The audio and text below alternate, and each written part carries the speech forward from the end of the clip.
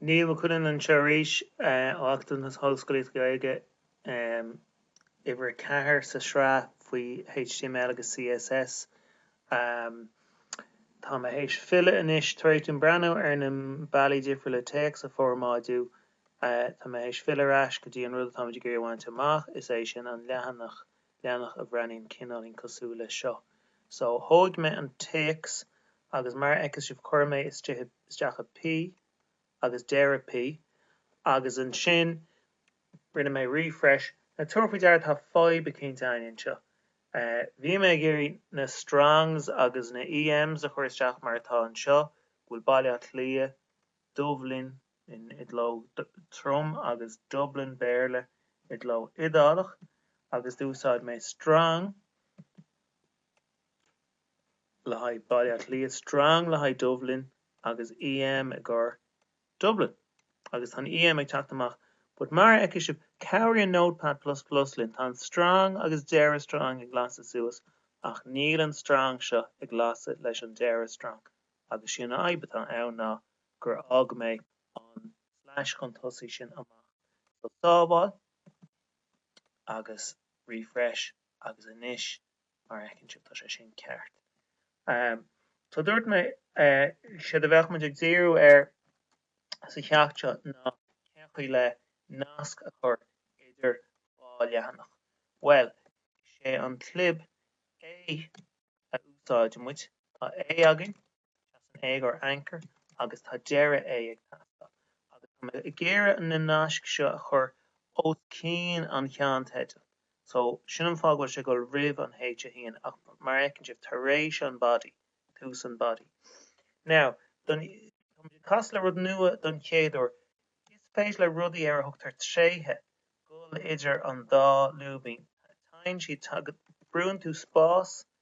tar éis an clib ach ribh deir an lúbín agus ceangan na tréithe atá ag A ná tréad ar an href. Críochnaí an tré le chothairm le agus i gcónaí fá mark áirit na quotations agus hain an luach le hain href is sin seo. So má tá mis gurí nasc a chruthú go dtí an leathanach faoi idachas.html má chuineann sibh séir go dtí an léiráid seo a me chruthú nasc idir index.html agus idachas.html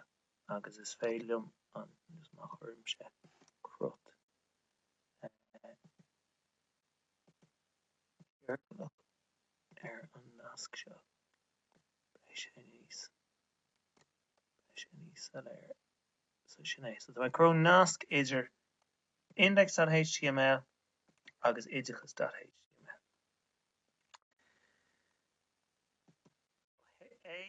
href chum le idachas.html.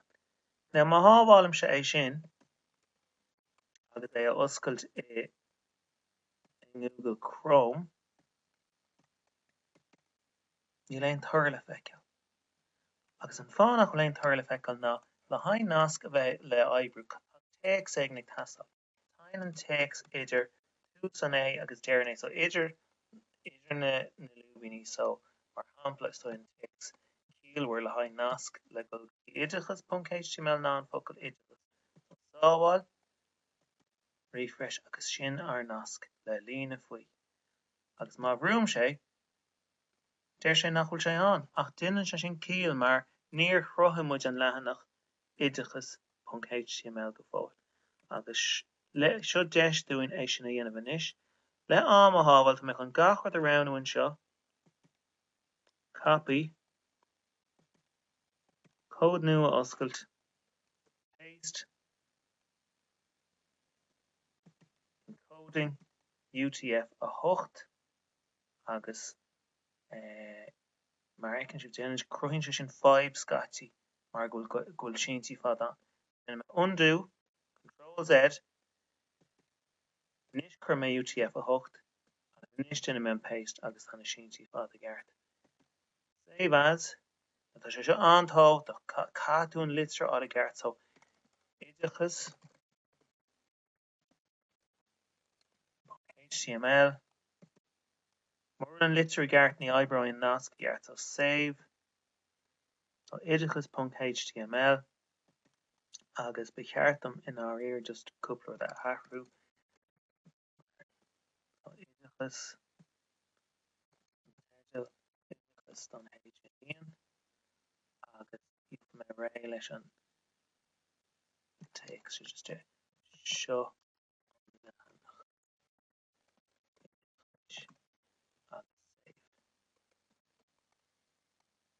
agus níis nuair room se idachas an leathanach báile clia tógann sé mé agus fecinn ar my type tógann sin stábháil refresh agus an nasc fós an so má bhrúm sé nasc an leathanach idachas just tógann sé ras go dtí an leathanach idachas mé so níos bháil an beidir nasc a chruthú beidir sé de cheart agam side a chur isteach an sin tá nasc go gul ó index.html go dtí idachas.html a níos bháilm ceann a chur an treo eile sin le rá nasc ó idachas.html go dtí index.html so céach í dhéanas mé sin ras go dtí notepad seo idachas.html so in nonad an href a go dtí idachas.html chuir mé isteach an nasc go dtí index.html agus an text céalhar is dói ná báile mar sin an leathanach báile tágin sábháil a ras go dtí an browsálaí refresh agus nuair fecinn si an nasc báile so níos tá nasc cruthaí agin idir dhá leathanach idachas.html agus index.html index gul go dtí idachas a gul go dtí index agus an text báile in úsáid so sin an chuí a thucraim with suas Naisc now má bhreanim with an leathanach atá agin in seo tuairfí dara go bhfuil leathanach agin má bhruaim sé ar báile cuiníonn sé san áit chéine mé má bhruaim sé ar idachas tógann sé go dtí idachas mé má bhruaim sé agus sin an leathanach idachas agus Naisc so tá men an boga idir an trí leathanach sa láithreán so tá na Naisc céanna ar mhór gach leathanach agus croinn sé sin deis cinál copy and paste chuin so fan go gurm muid isteach an tosan muid amach leis an leathanach báile agus cuireann muid isteach copy and paste agus chanim nach index.html agus an text báile idachas.html agus an text idachas tá sé sin ceart agus an tríú ceann ná nasc.html agus an text Naisc now níl Naisc cruthaí ein fós so má bhruaim sé ar save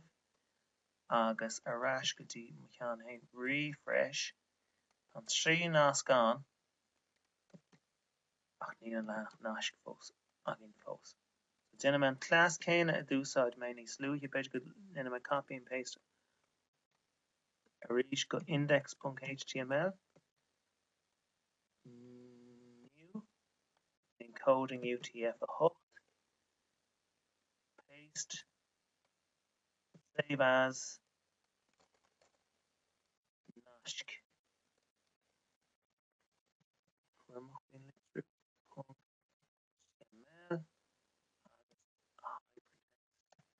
markup language ahró mé an teidil go dtí Naisc tuairfí deara tá na Naisc agin an ag gáda mé sin ahrú so sin buntáiste mór agus beidir go bléimiid na buntáistí faoi úsáid cóid arís Naisc agus arís is chur mé rud ag sealadach an seo é seo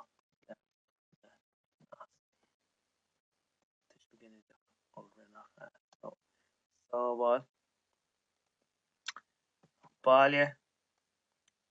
idechas, tuairfí dear an idechas níl na nasc fós, so cama é sin na háart an amach bhí an an nasc tá sé ceart. Tá athru amháin eile le déine agam I gás index, caithe mé an dá nasc seo Jamu is index. Rud úsáid an just save all mata de gé cínú gachrad croí is ó baile idechas nasc nasc agin agus bhfuil se sin mar an ggéin lei se well ní go thomláin mar tá muid héis hyphen beg nó fleiscín a chur idir na nasc cílíonn se sin go gama go le ráis agus chuile leathanach ahrú so tá rachaí an fleiscín agus go hit éilech tá button beg dénta go hit éilech de cheartam na nasc sin a chur si go déir le P inis ar index.html táid gobar agus an sin curtha mé rééis na A's mug an A agus seo faoi tá fleiscín seo so spás fleiscín agus ní réon fleiscín ag an deir sábháil aga bheith muid cechaí am rán se sin Tá go go dtí lenach baile agus inis tá ar fleiscín ar fleiscíní agin agus iad gobar ag ceart agus tá sé chuirtíiste ní gada minis ach a ríis le códa ní gada mis sin scríb amach a úsáid cód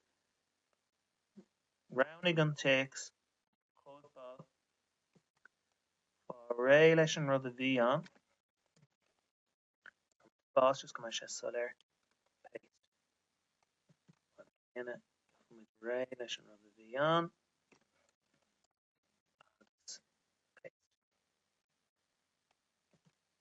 save all agus inis tá an fleiscín le feiceáil ar an trí dhearnach. So sin an chuig go gurthaíonn tú nasc idir na leathannaí ag úsáid HTML. Is déanam scríam amach uair amháin eile é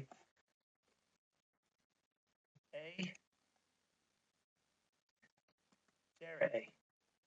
Tíobh si an A úsáid muid an tré href is cáil mé lúbín an sin so tá href sin chom le ús camóga agus an nascadh tá géad go leige rud cinint HTML agus sin idir an tús agus an deir gan é is just a spás seo cruimiid an takes a bheits a gceist takes nasc sin an rud a bheits an lína faoi agus a bheits le feiceáil sam rásálaí agus siod an rud a bheits tú ag ceangal leis so sin é gon ceacht seo ceacht le nasc a chur idir leathannaí ar láithreán